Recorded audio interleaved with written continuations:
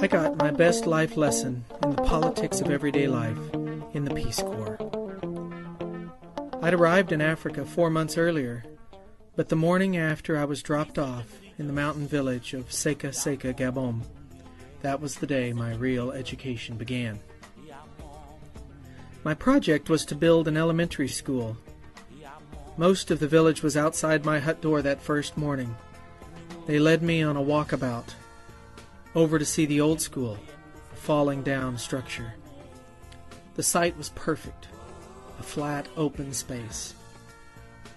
Then the tour continued to another opening in the surrounding forest.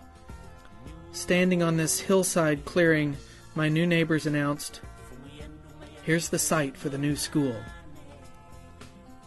Now I knew that volunteer service wasn't helped much by imposing an outside perspective. Still, I was compelled to say, "Don't you think the other school site would be a great place? I mean, it would be much easier."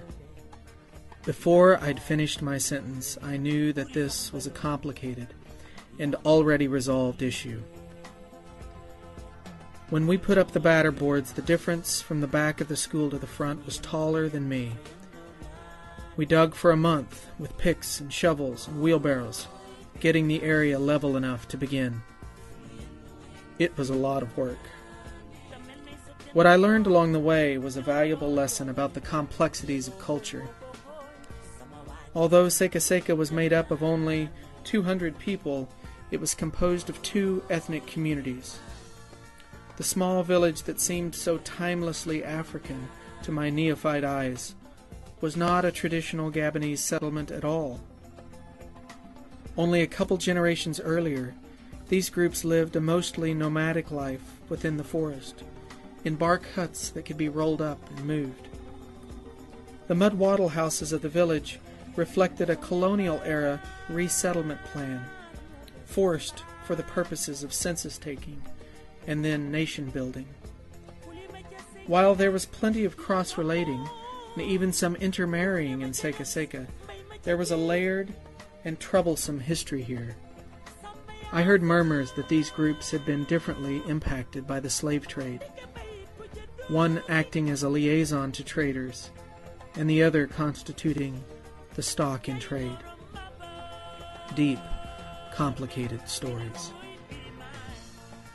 Choosing that hillside for the school was an effort in bridge building.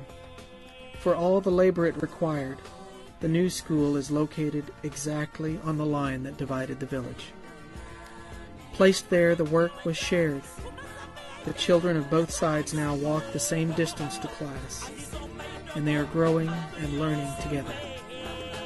Sometimes the art of peaceful compromise can be a lot of work. By the way, the name JobySekaSeka means laugh, laugh. I never learned which group's language it originates from. Maybe that's a good sign.